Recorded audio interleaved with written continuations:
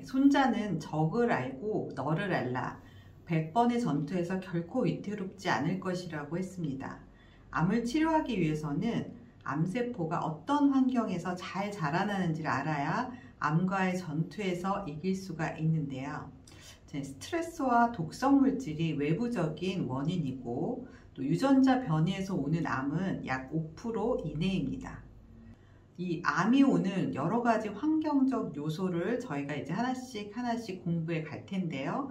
오늘은 외부적인 요소가 아니라 내부적인 요소인 저산소증입니다. 저산소라는 것은 바로 세포 내에 산소가 부족한 증상인데요. 우리 몸은 50개조의 세포로 이루어진 유기체입니다. 세포막에는 칼슘, 또 산소 포도당, 에스트로겐, 독성 물질 등의 자극을 인지할 수 있는 수만 개의 센서가 있습니다. 그래서 이 스탠포드 대학의 브루스 립튼 교수는 이 세포막이 세포의 뇌로 작용한다고 얘기합니다. 세포막이 어떤 물질을 받아들일지를 바로 결정하는 굉장히 뇌의 역할을 하는데요. 오늘은 이 세포막이 무슨 역할을 하는지 또 왜 암 환자에게 중요한지를 알려드리겠습니다. 저산소증은 세포 내에 산소 포화도가 65%가 채워져야 하는데 암 환자의 세포 내의 산소 포화도는 이 수치보다 훨씬 낮은 상태라는 것입니다. 1931년 노벨상을 받은 오토 바르부르크 박사는 암세포의 활성은 유전자 손상이나 발암물질 때문이 아니라 바로 산소 부족 때문이라고 주장했습니다. 그러니까 어떤 세포라도 필요한 산소의 60%가 차단되면 바로 암이 된다. 그래서 암의 주요 원인은 산소 결핍이다.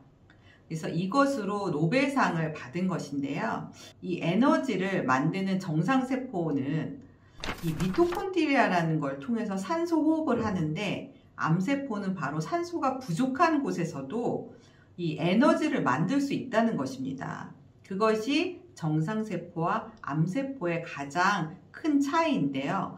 그래서 산소 호흡을 하지 않는 상태로 넘어가면 바로 암이 자라는 쪽으로 몸의 대사가 기울어지게 되는 것입니다. 저산소증의 원인은 바로 세포막이 망가져 있다는 뜻이에요. 그러니까 세포막은 세포의 뇌라고 하는데 이것이 망가져 있기 때문에 세포막을 통해서 투과하는 산소가 들어오지 못했다. 그래서 세포막은 인지질 이중층으로 되어 있습니다. 인지질 이중층이란 건 즉 세포의 막은 중간 측이 기름층으로 되어 있다는 뜻이에요. 자, 우리가 먹는 기름이 오메가 3, 6, 9 이렇게 세 가지로 구분이 되는데요. 이 오메가 3, 6, 9의 비율이 1대 2대 1로 구성된 기름을 섭취했을 때 이 세포막에 이런 기름으로 구성이 되어 있을 때 산소가 잘 통과되는 이중층이라고 할 수가 있어요. 그런데 이 이중층의 기름의 비율이 1대 50으로 오메가 6과 9가 많아지고 또 포화지방산, 산화된 지방을 많이 섭취했을 때는 이 비율이 1대 2가 아닌 거죠. 그래서 우리가 수영장을 생각해 보세요. 수영장에 보면 튜브를 타고 이렇게 둥둥둥둥 떠 있는 상태를 연상해 보세요. 그러면 세포막의 인지질층에 이런 유동성이 있어서 거기에 단백질도 들어오고 산소도 들어올 때 이 유동성이 둥둥 떠 있는 기름층의 유동성이 확보가 되어야지 이 세포막의 신호 전달, 영양소 흡수가 원활하게 된다는 것이죠. 저산소의 원인은 즉 이 세포막이 유동성이 없어지고 딱딱해졌다, 굳어졌다라는 뜻입니다. 결국 세포막은 우리가 지속적으로 무엇을 섭취했느냐에 따라 구성 비율이 달라지게 됩니다. 그래서 건강한 식이요법을 해야 되는 이유인데요. 무엇을 먹었느냐에 따라 세포 내의 산소 환경, 산소 포화도가, 산소 농도가 달라지게 됩니다. 세포 내 산소 부족은 우리가 섭취한 그 포도당, 밥을 먹으면 그걸 에너지를 만들어내야 되잖아요. 에너지 대사에 이상을 초래하는 거예요. 여러분 중에 자꾸 밥을 먹었는데 배고픔을 느끼시나요? 분명히 2시간 전에 식사를 했는데 자꾸 입이 궁금해지고 뭐가 먹고 싶으신 분이 있죠. 이것은 바로 우리가 먹는 탄수화물, 포도당 대사에 이상이 생긴 것입니다. 먹었는데 먹은 것이 에너지로 만들어지지 않죠. 그러면 어떻게 되죠? 칼로리는 공급해서 살은 찔 수 있는데 계속해서 피곤하고 배도 고프고 머리는 멍하고 에너지가 없는 거예요. 자, 우리 그 세포 안에는 세포 속의 발전기라고 할 수 있는 엔진, 자동차로 비유하면 엔진에 해당하는 미토콘드리아가 있습니다. 미토콘드리아가 고장이 난 거예요. 우리가 영양소를 자동차에 주유하는 기름이라고 생각을 해볼게요. 근데 기름이 풍부해도 여러분 엔진이 고장나면 어떻게 돼요? 자동차가 달릴 수가 없죠. 그래서 그런 상태가 암세포 내의 상태다라고 생각하시면 돼요. 자, 미토콘드리아에는 산소가 충분히 공급이 되어야지 포도당을 1개를 만들면 에너지를 36개를 만듭니다. 반면에 산소가 부족하면 포도당을 하나를 먹으면 에너지가 2개밖에 안 되는 거예요. 이거를 바로 발효대사라고 합니다. 그러면 지금 에너지 효율이 몇 배가 차이 나요? 정상세포와 암세포가 18배의 차이예요. 그래서 암 환자들은 음식을 섭취를 해도 에너지 대사가 망가져 있어서 적절한 에너지가 생성되지 않는 상태입니다. 그래서 이걸 튼튼하기 위해서는 어떻게 하느냐? 바로 세포막을 망가뜨리는 그런 식습관을 바꿔야 한다는 것이죠. 우리 세포막의 원료가 오메가3, 6, 9 지방산인데요. 이것의 이상적인 비율은 1:1 또는 1:2예요. 그런데 현대인의 식단은 오메가 6하고 9가 높기 때문에 이 비율이 깨어져 있다고 그랬잖아요. 그것의 하나는 바로 과도한 식용유의 사용입니다.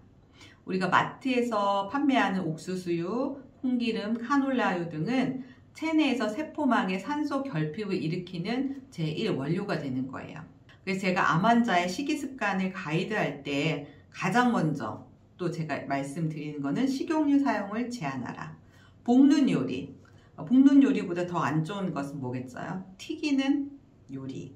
세포막이 필수 영양소와 산소의 출입을 관리하고 통제하는 일을 하기 때문에 좋은 기름을 섭취하셔야 세포막 구성 성분의 균형을 잡게 돼요. 좋은 기름이란 뭐냐? 산패산화되지 않은 기름입니다. 세포막은 세포 내 노폐물을 배출하고 영양소를 안으로 보내는 문의 역할을 하는 거예요. 대부분의 우리가 기름은 어떻게 만들어지냐면 일단 원료를 어떤 옥수수다, 콩이다.